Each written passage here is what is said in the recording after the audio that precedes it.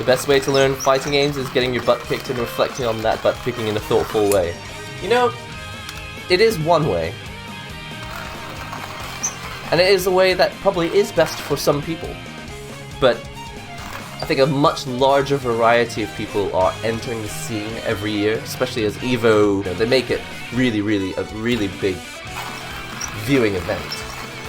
And a much larger variety of people enter the scene, and it's a bit like when you're teaching math, right? Some people are visual learners, and some people are oral learners, and some people need to take notes, whereas I'm the sort of person who, I only take notes so that I remember it better, but I actually never read the notes. Like, the writing of the notes is just a second way of getting the information into my head.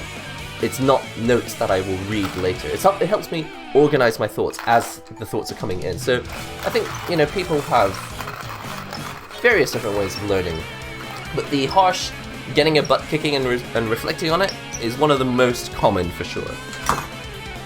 And, you know, if people are not sure what their method is, it's definitely straightforward enough that and easily understandable enough that anyone can at least try it.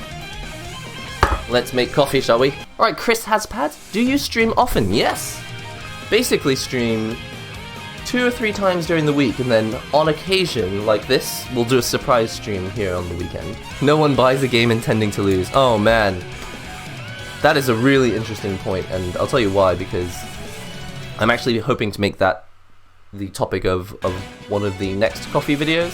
I think what's really cool on the stream is that you guys get like a head, no, I don't know if the word is head start, but you get an advanced look, an advanced hearing about future topics for the coffee videos. Here's the thing, with fighting games and with all games in general, yes, it does work for some people to take a beating and then that motivates them to play harder, but the world are not all one kind of person, and for a lot of people, encouragement and not losing too hard at the beginning actually does help. For example, like the reason I'm playing cross tag is that it's just easier for me to get into.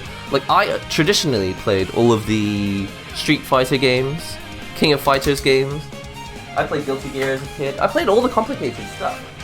And personally, I do prefer, like, double quarter circle motions. I do prefer that sort of stuff. But playing something like this has been kind of simpler, and so other people who are like, I don't want to play it because it's like simpler, it just doesn't work. It doesn't work for them, but it's actually working out really well for me because I can focus on other things like fundamentals. But you know, this is the same stuff that you guys have been telling me in the chat for ages. Anyway, I'm going to pour the water in now. But I think it's really important to remember, especially if you're designing games. This Guatemala looks good. If you're designing games, to remember that it's not one size fits all. There is definitely one size that has worked the best over time and has withstood the test of time. So it's clearly a reliable way of measuring a certain factor of the game, like how to get better at it. But that's not to say that it will always be like that, especially as the scene changes and more people come in to fighting games. Because that's what we want, really, right? We want the scene to grow, and as a result, we kind of have to deal with the fact that of larger variety of people, a variety of ways of learning. The variety of ways of learning also increase as the variety of people increase. It's the same thing with any type of expansion demographically, whether it's moving to the new world, increasing the number of races. Something that Japan is going through right now is increasing the number of foreigners in the country.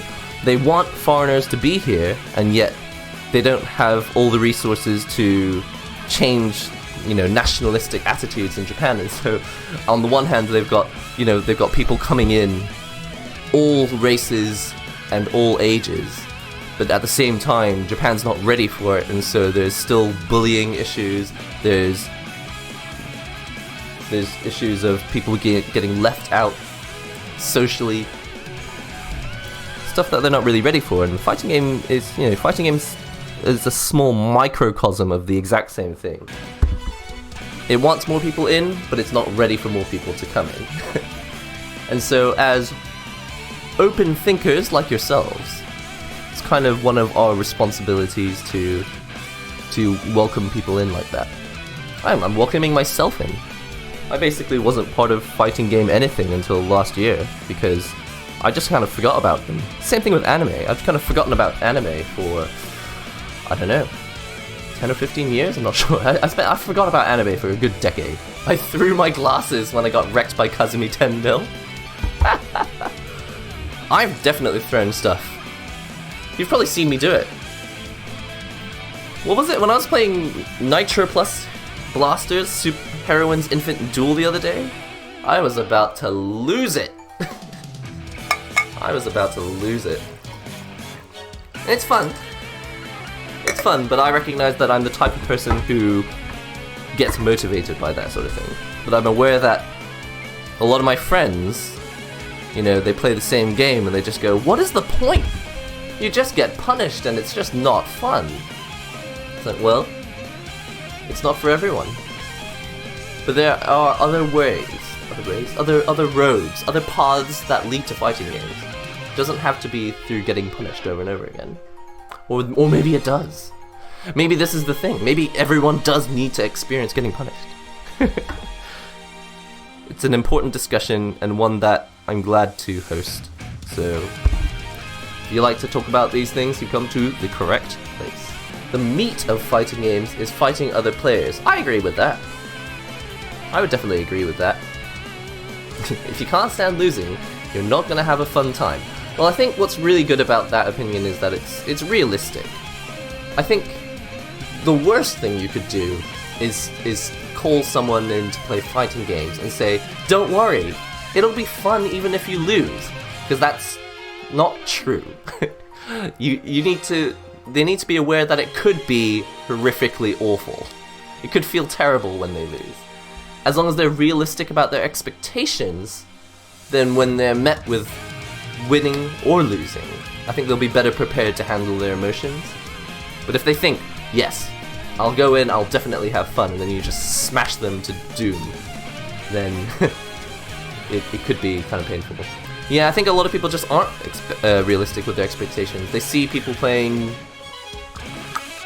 Akuma on Street Fighter V, and they think if they just pick Akuma, they'll be able to go in and do cool combos and win, and then it turns out Tokido has been practicing for decades. This man is not new to the scene. Oh, it feels so good. Is anyone else drinking coffee? Join me. Yeah, I'm in baby phase. I'm BBBB tag. I'm BBB tag. Baby BlazBlue. I'm a baby BlazBlue player.